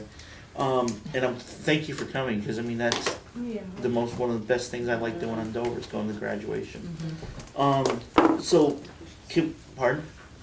The 4th is what we Okay. Just we pick can it and possibly stick do. it. So let's try to do that for July and August, Yeah. and then everybody knows. 22, 27. So July 20, 22nd. 22nd, and then whatever is the fourth Wednesday in August. Is the 26th. 26th? 26th. Is that the first Okay, day of so school? we got meeting date It's set. a Wednesday. That's the first day of school, I believe, is that right? 26th, Stephen, is that the first Yeah, day? probably. But I don't know why not or why, I don't know. Maybe. We actually had a retreat, a full day retreat at Riverbend one time on the first day of school, which was interesting. It was all fun. It's not the greatest when you have little ones. I know. There's actually 5 in September too, and that's the 23rd is the 4th. But September, we have our big meeting. Yeah, that's the annual meeting we Right. have scheduled already there for your retreat meeting was on the Right. 23rd. So that's what I'm saying. Let's have 23rd. two down, and then we can figure the rest of them. Or Another suggestion, sensitive to what Stephen said and thinking about these meetings, can we decide on how, like, at least preliminarily, how do we want to receive information and give information about, to the other SUs? In some sort of an orderly fashion about what they're doing, what we're doing. I mean, Stephen, we don't wanna you have ask a them meeting? to figure out a way to do that and communicate it to us, like, kind of a summary of here's what they're doing in the other SUs? Can you contact the other superintendents? or Yeah, whatever? I certainly will. That was- I mean, I'll see if anything's going on. You know, I'm not gonna report on nothing, but I'll just report on what we have. I've already reported to what's up to date, as you could tell, Right. confirmed by David, what's happening in Ron Staley's district. Chris Pratt, I know they're meeting Tuesday and Wednesday, so, you know, there'll be something to report Hey, after that. Chris talked to you and I briefly, passing by, saying we should meet again about that other study and. Yeah, So- we have previous study materials. I was thinking also that his predecessor and Chris and I both confirmed and revised a combination of administrative functions over a 4-year period. In turn, you know, there's some documentation, some stuff that we can respond to that's written down. In other words, rather than just talking, you know, you can start from something if you want, but if you don't, if you want to start blank sheet, that's fine too. And then will you get out, or make sure, Stephen, you send everybody the strategic plan? Let's follow up. Are we gonna, are we also, because we've mentioned Chris Pratt and we've mentioned Ron Staley, but are we gonna talk to Chris Kibbe too? Yeah. I just Well, mentioned, yes, certainly I will. I'm because I just asked Chris Carolyn, I mean, Kibbe- Carolyn represents 2 Yeah, towns. and then there's Bruce two towns there. 3. Campbell up at the 2 Rivers, and then there's Dan French over at Bennington Rutland South. And Stephen, you had said I'm not gonna report if there's nothing going on. I actually think that's important. Well, I'm sorry. So just a status of what, you know, Well, in if there's brief. nothing going I on, it's not gonna be misspoke. much Sorry, of a Laura. report. Well, no, I mean, you know, they're not doing, I think that's important information for us to have too. No, and You know, I mean, the guys in the 600-person district to the south of us, if they're not doing anything, that's not good for us, because they're probably not gonna be allowed to stay as a 600-person district. So we need to be aware of what's going on there. Well, as you can see, though, the number situation in Brattleboro and in Bellows Falls, and certainly in Bennington Rutland South, Yeah. do not cause them to have much trouble just deciding to have a, a K through 8 pre-K through 8 in Bennington, Rutland South is a no-brainer, and it's gonna happen pretty quickly. I mean, I don't know who was there, I don't think you were, but we've already met with the superintendents and business managers from all the SUs. The only one who didn't show up, I think, was Ron. Am I right, Stephen? When we met with the Southwest Supervisory Union, which is the Bennington area. We all met over at Twin Valley High School that day. Oh, yeah. Remember? I'm just really looking to see some sort of kind of formatted, predictable, Right. here's how we know that we're having a communication, and, okay, they're done, off our list. We're not dealing there, these guys are Yeah. interested, these guys are interested. Good. And we know that's gonna happen at every meeting, we're gonna get a brief status update of what's happening, not Good. like a detailed Even though they're hoo-ha. even though they're maybe doing something independently and not related to us, at least to give us a perspective on Yes. what Well, they're trying. I think also, are they interested in talking That's with right. us? Well, that's piece the I first wanted question. Right. to find out. But And that, I had that under other SUs, so I had kind of the same thing. Sorry, Close. I'll just be quiet. No, you're fine. And so hopefully, since we're meeting after, hopefully everybody else has another board meeting, you can talk with your boards too, to get input on what's important and, whatever Carolyn said, set out, what the goals are from the individual boards and what your values are, so we can work that all in. So I think that would be our project for our next meeting. As part of that, do we want to have some scenario building to help guide Bud? Sure, what would you want to see or how, and I'm not sure. Well, probably what do we want to do for a governance structure, one scenario, what do we want to do, possibility of closing consolidation or anything like that, or? Well, I've asked for this a few times, I don't know if you guys remember, Stephen brought us a budget and said, well, I'm thinking of doing something like this. I said, well, Stephen, what are the cost savings gonna be? Could you give us, just for fodder without exact numbers, but a kind of an estimate, if Wyndham Central was governed by one board with one budget, what would you see for cost savings? Okay. Yeah, isn't Is that that the what- exercise that needs to happen? Is that what Ron's doing? I mean, Frank's doing for, I think Frank is doing something similar, but they're working in the savings of the 30 cents or 40 cents. Yeah, because they're able to act I quickly. wouldn't work that in. I think for now, so just- they're asking for a study of. like if they made that, they were With the accelerated incentive. right. Okay. I don't think we should include that because I don't know if we could ever get that many votes that quick. We should work it the other way because somebody's gonna wind up paying for their savings. Yeah, add 10 cents in. When we talked as a board, that was the biggest thing, and as you all can imagine, Ken said he wants to see numbers. No. I'm shocked to hear that. So he told me I had to say that. You're safe. It goes without saying. Okay, I want to just bring up one other point too, and we have it down here, and I think it would be good for the next meeting because I think as we are right now, we can take care of this ourselves. Eventually, we're going to need some money to do, like, be able to run numbers, to be able to run scenarios, to be able to make contacts, to make sure stuff is on the web page, or on our websites, and make sure it's on the YouTube and the smartphones and everything else. And we asked Stevens, got a lot of stuff going on in this next year because Stevens needs to prepare for a transition. He still has all the operating stuff of all the schools. We've got new testing coming in that he has to be prepared for. I don't think it's right or fair to ask. Did you get it? Oh, no, I didn't, and I got bit on my foot, so watch it. So I don't think it's fair to ask Stephen to be as an active participant as maybe we would like. So I think Stephen will have to make some contacts and do some work for us. Bud will need to do some work, but Bud's got audits coming up, stat reports that are going to need to be filed, and we all they need to take their vacation. So we're going to need to think about looking for a consultant, the VSBA thing. We could also go and somebody had suggested to me when we had after the Dover meeting is, can we maybe find an intern who's interested in education that would wanna come and work with us, and help us out and do some of that kind of stuff and some of that legwork for us. Do we wanna hire somebody? Somebody had said, mentioned we have a couple former superintendents, Wendy Houlihan that isn't still in the area. Would she have any interest in working with us on that? So that's just something to kind of think of, and then that allows us, because if if Emily makes some contacts and finds out what VSBA is doing, but if they're not gonna hire or decide on that till September, maybe it's October. It could be.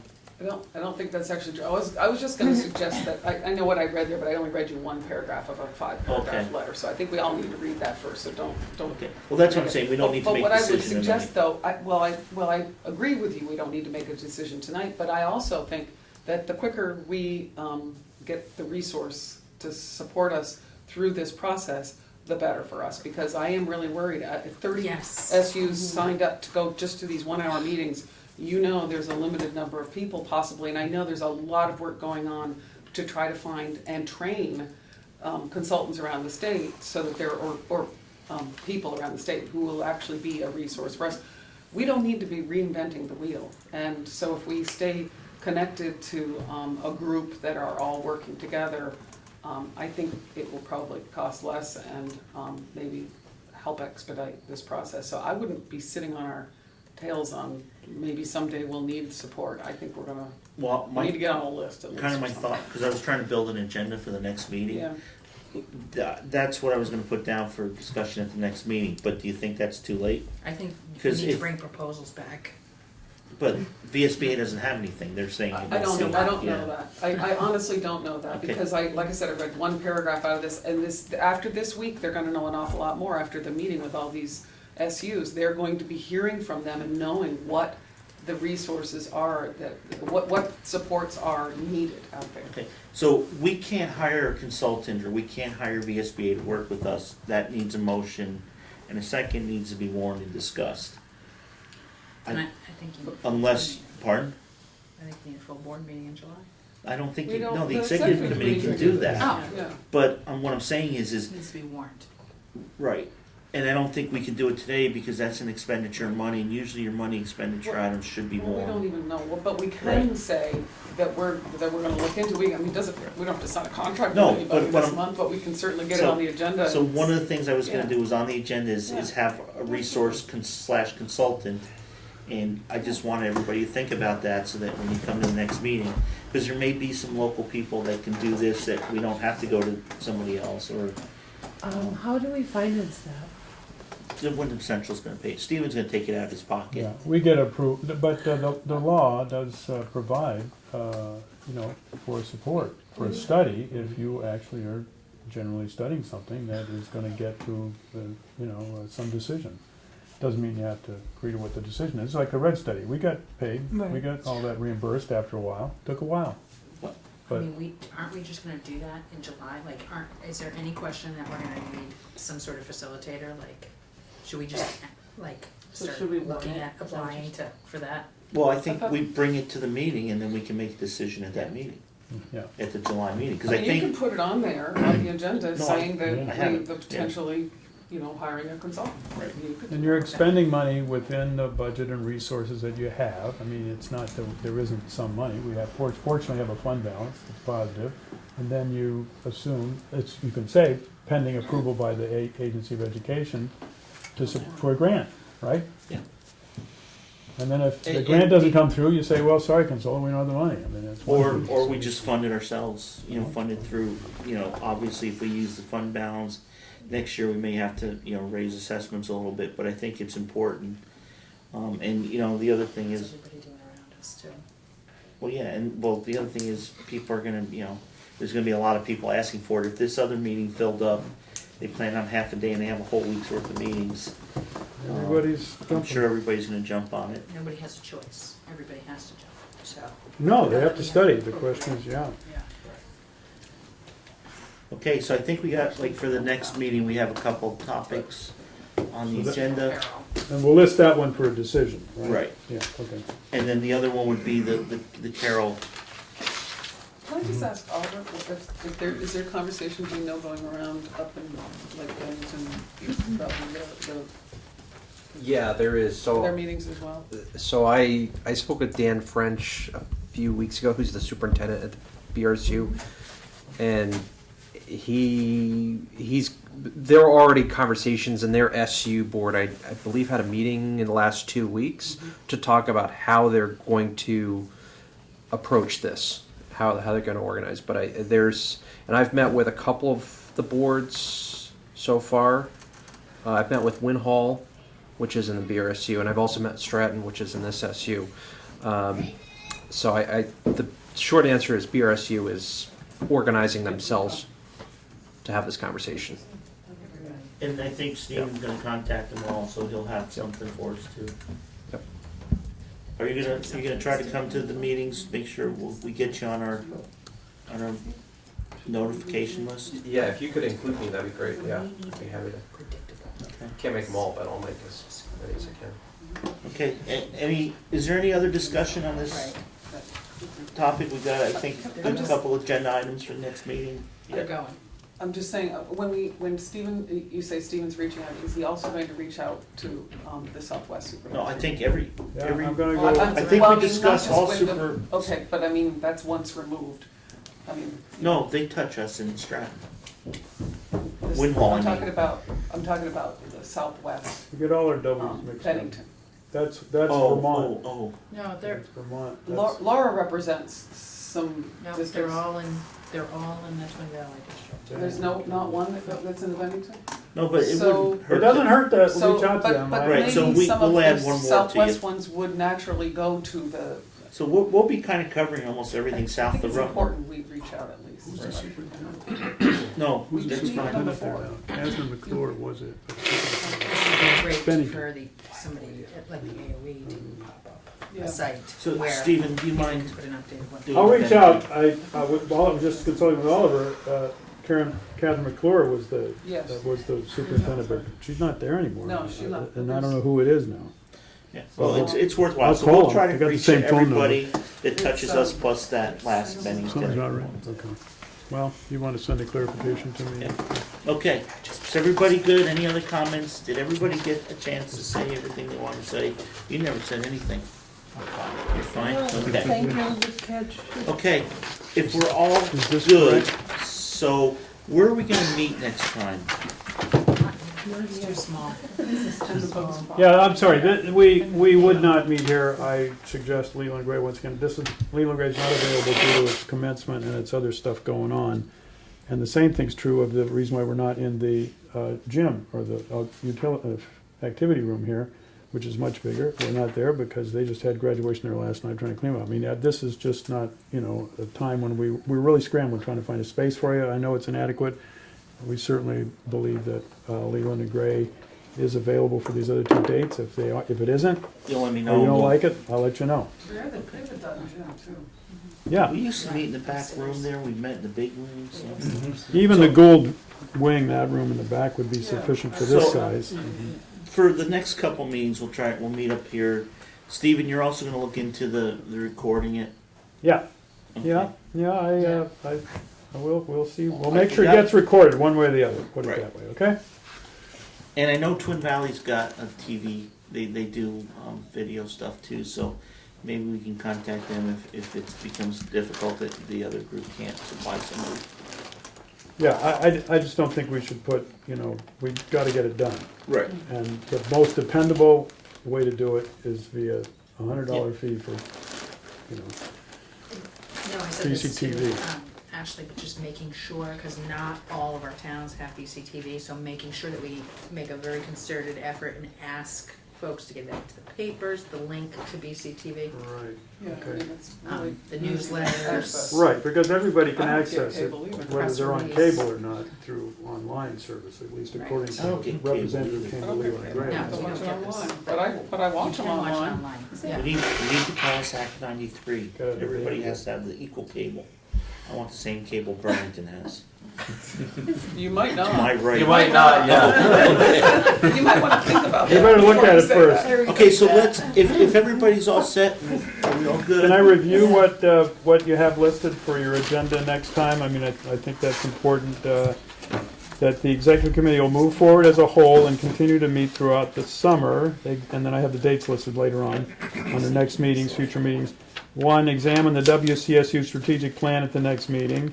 I'm And- sending that to you attached, email right now. It'll be done before I leave here tonight. CFO Bud will provide projection of 1 board and 1 budget. What would we save, not counting any tax incentives? Well, if Okay. there is any savings. Well, yeah, okay. To see if there are any, is that what you want to say? Yeah. Okay. That's why I'm reading this again, so I make sure I have it right. To see what would be saved, right? Do we want to stipulate like which of those preferred models for Bud to work with? No, he's just doing, No. we're all one, Okay. there's 1 board. there's 1 board, 1 budget. It's just an easy one to give us a kind of a guideline Mm. without making his life too difficult. Okay, secure consultant, and an intern via VSBA to do research and support board studies. And you're gonna make that an action item also. Decision on July 22nd, And it's at 7? 7 o'clock. Well, we Leland also Gray. have the goals, and what's important to the board is the Carolyn article, the Carolyn amendment. Yeah, well, they appear, the mission and the goals or the principles No, appear it's- on your, But Yeah, we worked Letter. on core the values. goals and opportunities and what each board values, and we're gonna have each board report back on what's important in Right. their schools. all right, So okay. it's Not each- just this and this. Right. But what everybody finds. So that we important. can kind of have a list as we move forward. Okay, so I'm gonna say each Leland Gray board, doesn't meet right? July. Each board will report on, well, you have your mission statement, don't you? You know about that. Sorry, vision. Well, and we Vision. talked about it a little bit at the last meeting. Each board will report on their We also- districts, right? we also Individually have- districts. We did a plan last summer. Right. Leland Gray, Tell me we what can it is share again, that. Carolyn. Objective, I don't- goals, values, objectives, Okay, you know, yeah, what they cherish, really. principles. Yeah, measure our proposal, we wanna be able to measure our proposal against our goals and values, measure any proposal. Yes. And with the opportunities for kids, so we need to know what our values and what our goals are. Yeah, Right. okay. And that was how she said, I wrote it down because I'm saying- I would forget I'm it. saying goals, values, and objectives, right? Yeah, and I know Okay. Carolyn becomes a pumpkin after. Yes, Okay. 9 o'clock is my bedtime, guys. I know, Let's go. I'm moving it. Okay, Emily says that Leland Gray doesn't meet, but you guys have some, We enough did with a your retreat group. last summer where we talked about our goals, and so I think we could bring those. Yeah. Right. And hopefully it'll go out to your whole board, and if you're, maybe you guys, you should send something out just saying, if there's anything additional, make sure you let you guys know that are gonna be here and, Joel, do that. Yeah, I'll do that. Well, and we did discuss it briefly. yeah, I have an idea. perfect. So is everybody okay with that? I think we got a lot accomplished, what? Status update from the surrounding SUs, right? But that can happen even earlier by email, but I'll put it in on the agenda. I Okay. really would like to see that as a regular agenda item, even if it comes out in advance, it isn't discussed, but then it goes out, so Yeah, it's something. yeah. Superintendent will report on the status of discussions in all 5 neighboring SUs. Just brief, Stephen, too, not like a book. I can be succinct, believe it or not, yeah. Well, and also not very. Is she picking on me?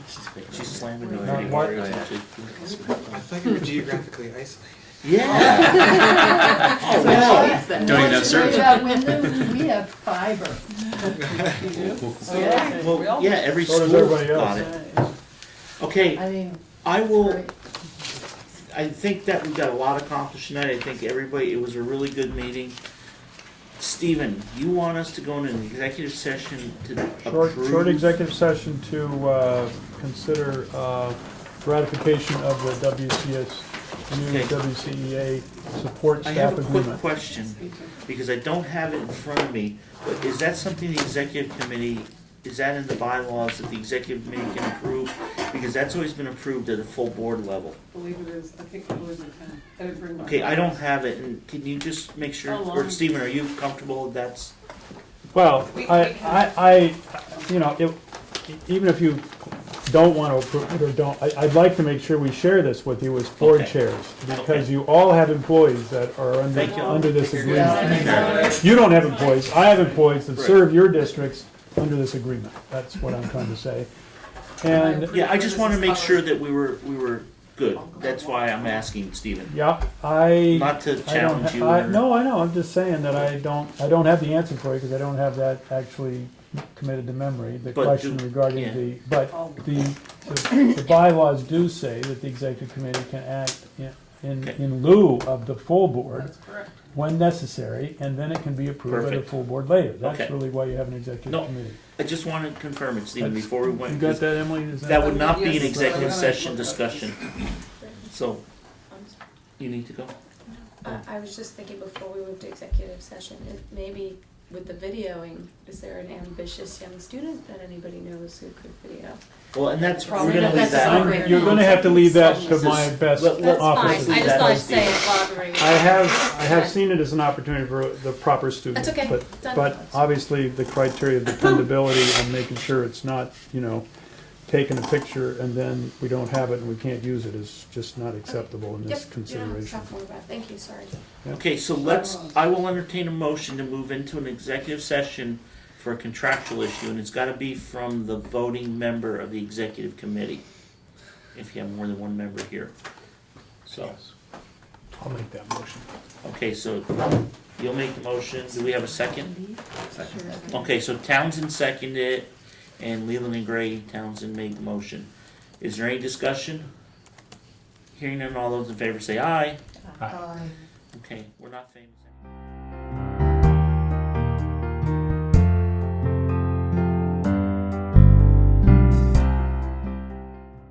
We're out of executive session.